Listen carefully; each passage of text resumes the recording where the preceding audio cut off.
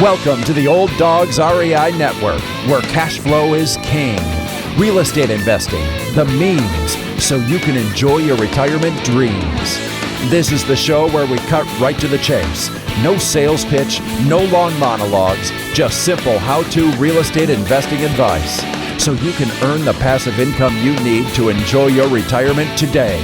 And now, your host and chief old dog, Bill Manassero. Hello, old dogs, and welcome to Fun Facts Friday. This is our once a week, only on Friday show, where we have special episodes not featuring guests, where I will share tricks, tips, terminology, and techniques that will help skyrocket you to real estate investing success. Today's topic is building a winning REI strategy. But before we jump into our topic, hey, I just want to touch base with you again and make sure you guys are all doing well, that you have hopefully been able to move forward on your real estate investing plans. Those of you that are just checking things out and trying to see if real estate investing is for you, this show will be a real helpful one, I hope.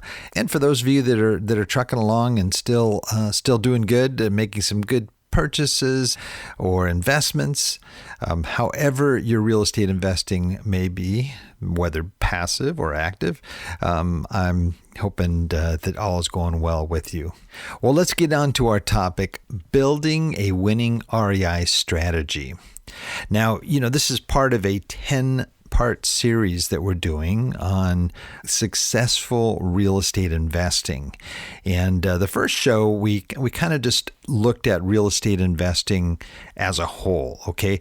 Is this something that you even want to do? Okay, and what's involved in it? What are the pros and cons? We talked about passive versus active real estate investing, and just to reiterate there, passive are folks that generally are not, watching day-to-day properties or involved in the management of those properties, but they're investing in other ways, whether it be through a REIT, a real estate investment trust, maybe a syndication, maybe they're a money lender. There's other types of passive investing. Active, of course, are people that, it's more hands-on. You're involved with all the day-to-day decision making, and you hopefully will delegate that to people, but it still was, if you're doing rental properties, for example, like I did or have done, it is more active, and you still have to work with property managers, and you still have problems and issues you have to deal with day to day. So it's not quite the same as passive. Also, we talked about in that first show how much time is involved. That's a big factor. You may want to get roll up your sleeves and get active and flip properties or whatever, but do you really have the time? Do you want to spend all your time doing those types of things? So that's it. We talked about return on investment and some other things. And then last week, we moved into a little bit more, okay, so you're interested in real estate, but you're not sure how you want to get involved. So we started talking about the different types of real estate investing that you can do, everything from wholesaling, fix and flip, buy and hold, passive strategies like I just mentioned, and there's a lot more, and you can get creative on many different levels there. It's a matter of, okay, what do I want to do? Real estate sounds great. It has excellent returns. You're investing in a solid, tangible thing as opposed to some stocks and bonds. You also have the advantage of the tax advantages, and there are plenty that really make it desirable to get involved with. So those are some of the things we looked at. So, hey, you look at it, you kind of weigh the pros and cons. Some of the people maybe after the first show said, real estate's not for me. Or they said, I'm still interested. I want to find out more. Then you start zeroing in on what type of strategy you want to do. And so today we're going to sort of bring this together. Okay, you've found a strategy, and now you want to succeed in it. Well, to succeed in doing that, this is where we're going to focus today is hopefully, you've decided there is something for you there, something of interest. And you might have to dig a little deeper into the various types of strategies out there to see which ones really match with your interest levels and skill set as well. What I'd really call sort of where the rubber meets the road. Okay, I found my strategy. I want to be a syndication investor. I want to be a limited partner in apartment syndications, for example. And if you want to do that, you also have some training to do. Everybody's going to have, really bone up on what they need to know to be successful. And so that's what we're focusing on here today. Doing your homework. It's really key that once you select a strategy, you do everything you can to find out the best way to do that, whether you're passive or active. You don't want to jump into syndication investing without having a good understanding of who are the people that basically control the syndication, the sponsors or the operators, and how do you know if they even know what they're doing, and all these various things you have to look at. Or if you're a rental guy and you want to just own rental property and get the steady cash flow coming in, and having the equity build up in the properties that you're investing in as well, then you need to understand all the dynamics of investing in markets and knowing what's a good market and not a good market, and what types of properties give the best yield. Is the higher yield the more desirable, or is it higher risk? And so, all these things you have to do your homework on. So here's a 5-phase plan to start to put together that strategy. Okay. One of the first things that we talk about in putting your strategic plan together and really, being scientific about this is, you've got to look at your reason for doing this in the first place. Why are you investing in real estate? Is it for cash flow? Is it to maybe boost the yield on your nest egg, your retirement nest egg? Is it, because you're bored and you want to do something that not only will be fun, but will make you some money while you're doing it? I mean, whatever your reason is, you've got to look at it. And there is what we call our why. What is your why? And when I started, my why really had to do a lot with a number of things. One, from my kids, I wanted to be able to create a legacy that I could hand down to them.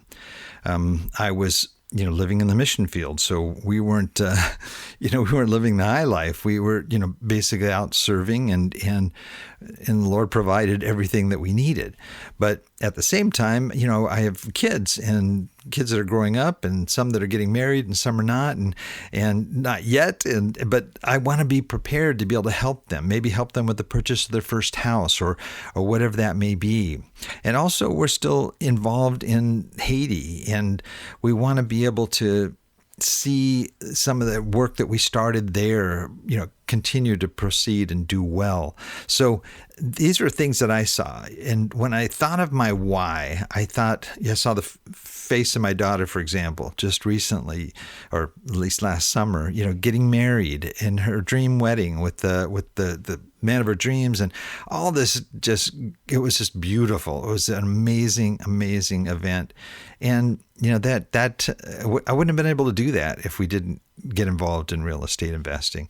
I also look at Haiti, and I look at the things that are being accomplished there, and some of the lives of the kids. I remember, laying underneath, trash, just, living on the street, and seeing some of those kids now in the university, and they're doing well, and they have jobs. And those are the things that I focus in on, especially when you're at that point where, hey, this is really hard, or this is taking more time than I thought. This is pretty involved as far as real estate investing is concerned. And you can get discouraged sometimes. And it's easy to say, I've had it. That's it. I'm done. But if you have that why, that's the thing that keeps you going. That's the thing that keeps you, all right, yeah, everybody has some bad days. I'm going to move forward. I want to see the great work being done in Haiti to continue. I want to see, my kids, be able to do the things that they want my grandkids to do things and help them out in some way. And so that why is really important. So that's maybe I spent more time on that than I probably should have here, but I wanted you to really, think about that. And that's something, you sit down with your spouse or significant other, or just people that know you and and you really ask, some of the tough questions, why am I doing this? Is this something that I'm really motivated to do? And then you get into the research. So you develop your why, and then you look at some of the research. And this is going to be deep digging. And I really believe you really need to dig and dig deep to find the information that you need. You want to collect information on such things as maybe, what the strategies involved in your type of investing. How much time is it going to take? How can I allocate my time? Do I want to do it just a couple hours a week? Do I want to work, 40 hours a week? How long is it going to take me to achieve my goals? If it's to build up to a certain level of income, how long is that going to take? How much is it going to cost me? And where are those funds going to come from? How do you gauge success? So those are like some of the key points you want to get answers to. And so that's where you start your research. And this is an area I think I put a lot of emphasis on. I think it's important to know what you're getting into and what's involved, and that will become part of this plan that you're going to put together. Also, how do you conduct this research? And one of the best ways I know of is to meet people and talk to people that have been there and done that. People that are successful, people that have made the bad mistakes and, have done the good things, and they have a track record. Meeting with people like that, going on Bigger Pockets and trying to find people in your area that are real estate investors and take them to lunch or a cup of coffee or whatever. Connecting, going to meetups and REI groups and local real estate associations or apartment associations, and meeting with these people, or going to investor clubs where you're going to meet people that are very involved in, let's say, real estate syndication investing. So you want to connect with people that are doing what it is you want to do. Read books. There's a ton of good books. We have our top 20 on our website under the resources section. You'll be able to see some great books to get started with, and read articles, watch YouTube videos, attend webinars, online classes, boot camps, listen to podcasts. There's some great ones out there. I heard of one called Old Dogs REI Network. No, just kidding. But anyway, no, there are a lot of other ones out there that are really good too. Little plug there. Anyway, write down the things that you're learning too, or be able to store them or in some way, in some place, so that you can keep referring to them as you start to develop your plan and your strategies. Another important factor is to find a mentor. I've talked about this a lot. I know it's not always easy to do, but we've got a lot of different strategies we present in some of the links that I'm going to attach here. And there will be a lot of links. There's no way I can cover all this topic on how to be successful in one short show here. So you really need to, to collect this information and research it. And I think these links will be helpful for you. They give a lot of great tips on how to meet mentors that you don't have to pay for. Some you do.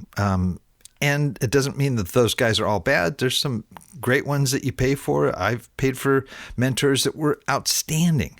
And you just have to be able to do your due diligence. It's all about due diligence in real estate and trying to find the people that are going to be the best for you in terms of what your goals are, right? There is developing the actual plan. So you've got a mentor. This is somebody that can help you along, and they can even help you in the development of your plan, or at least they can review the plan that you've developed and give you some feedback. And you can say, I really want to do this. I want to do direct mail, and that person may say, well, direct mail was really great at one time, but it's not in this particular area anymore.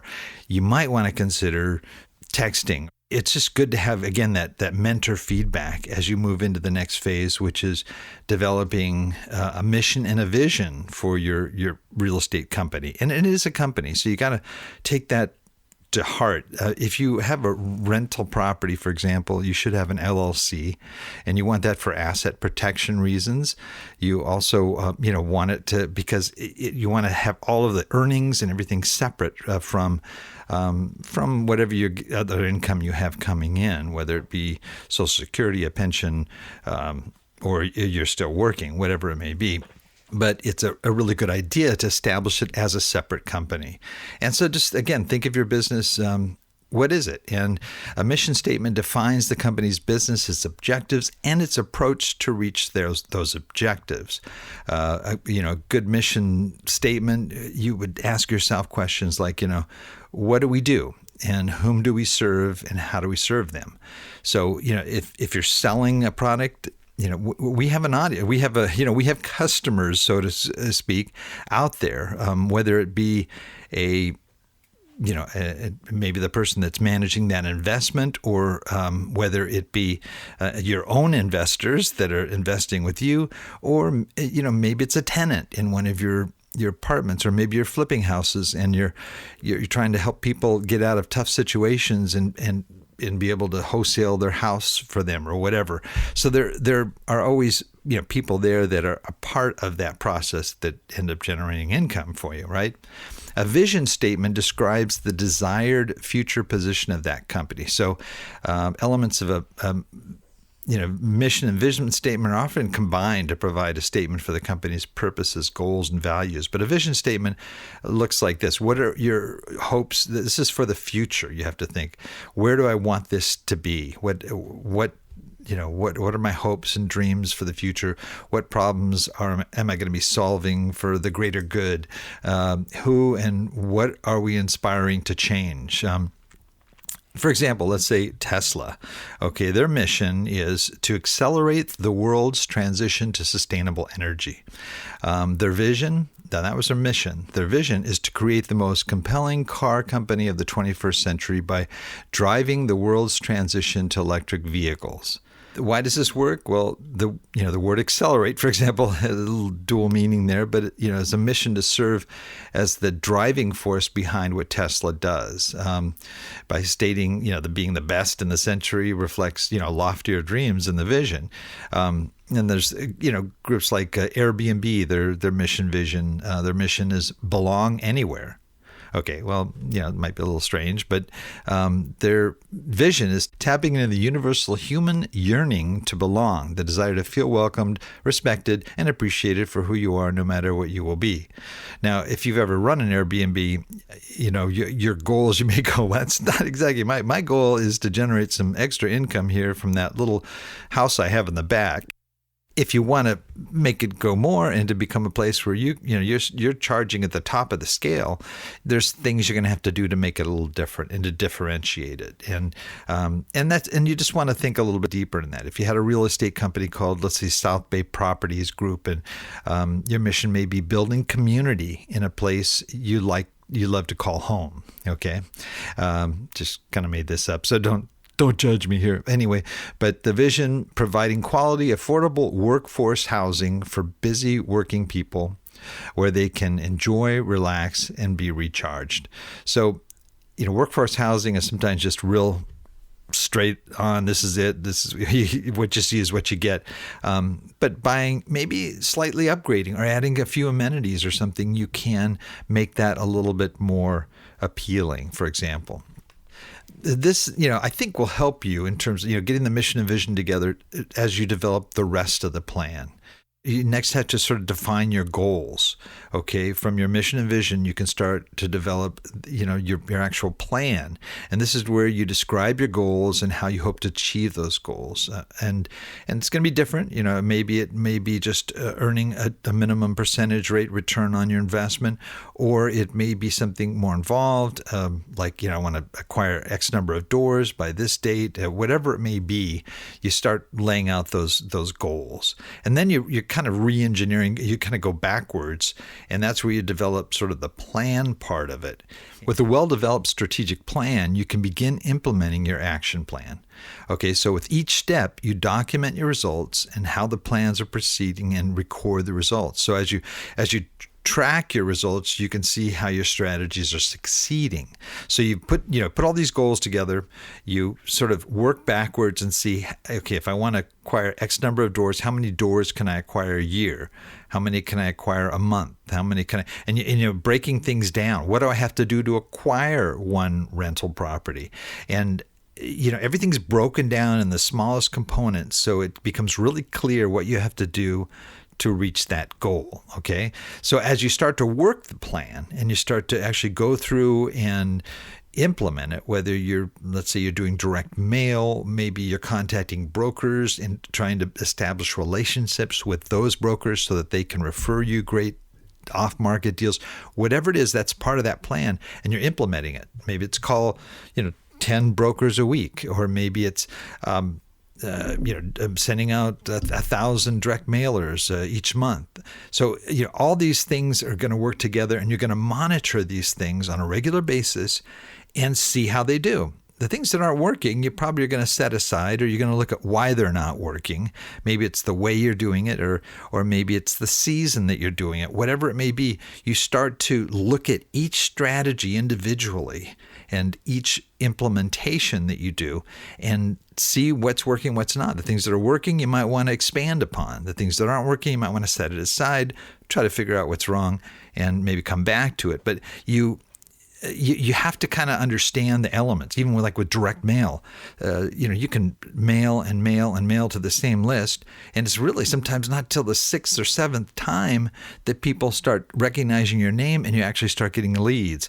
But you have to test it, record your results, refine it, improve it, and move forward. And that's how you develop a working plan. It can happen over a year. It can happen over multiple years. The better you use this plan as sort of a living document, the more it will be of value to you and end up being your success document that will help you to be successful at what you're doing.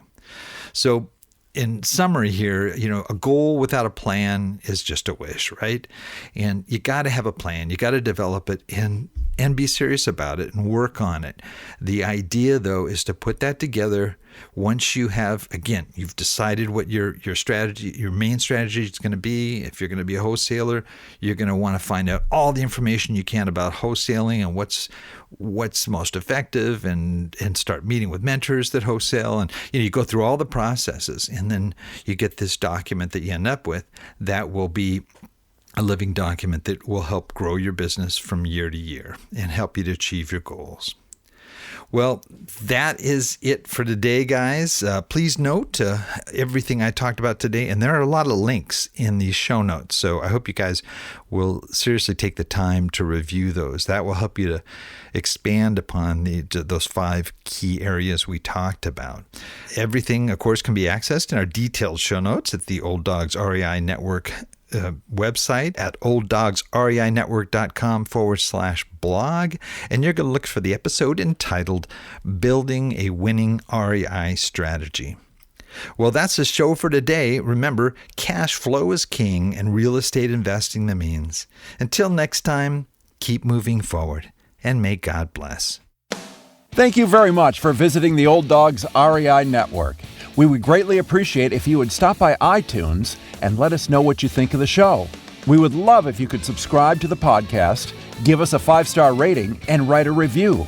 The more ratings and reviews we receive, the more visible the podcast will be to others. Thank you.